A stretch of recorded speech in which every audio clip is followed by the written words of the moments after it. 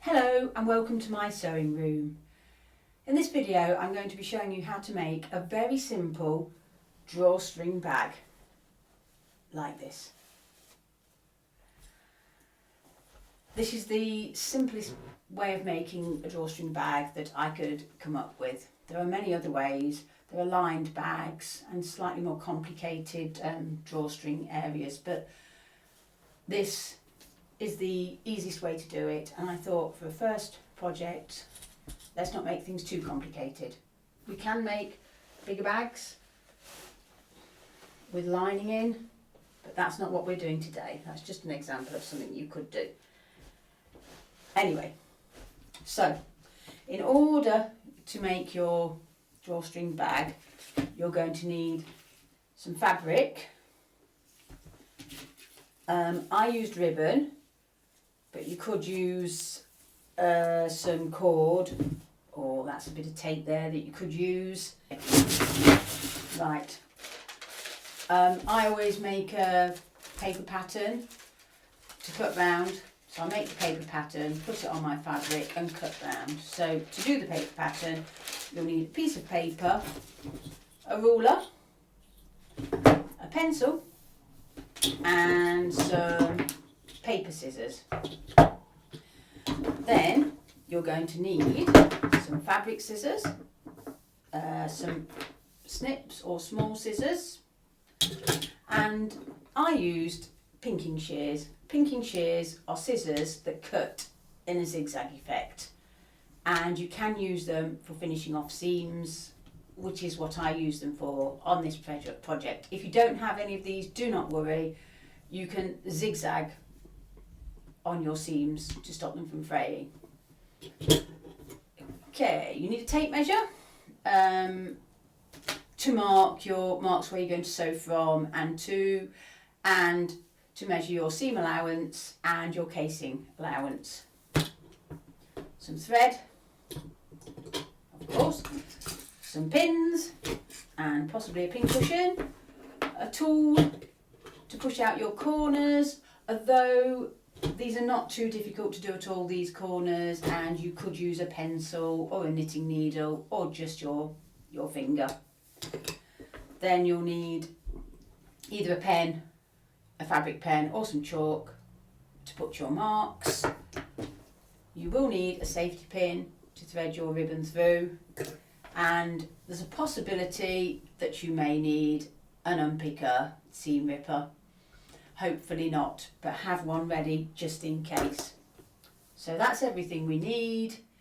Let's get started. First, I cut out a paper pattern 9.5 inches by 8 inches, or 24 by 20 centimetres. Then I pinned my paper pattern to my fabric. Then, using my fabric scissors, I cut around the paper pattern as close to the paper pattern as I can get. It's very important, I always find, to cut out accurately. I then remove the pins and the paper pattern piece. I then lay the two pieces of fabric out faced together, so right sides together. I then turn over 1/4 of an inch on both the top edges. The top side is the longest side, so it's the side that measured 9.5 inches, and I turn over 1/4 of an inch on both of the sides, and here I use my iron to press it down and keep checking that I am indeed turning down 1/4 of an inch. To do the second side, I turn both pieces of fabrics over and I turn the second side down to match the first side, so I don't bother measuring, I just turn it over along the same fold line as the first side. I then measure 1 3/4 inches from the top of the folded over edge we've just done. So it's I measure 1.5 inches and put a mark. I'm also putting a pin in where I've put each mark, and then I carry on pinning all the way round 3 of the sides, leaving the top edge open because that's where the opening will be, and we'll put our drawstring. We're going to sew around 3 of the sides.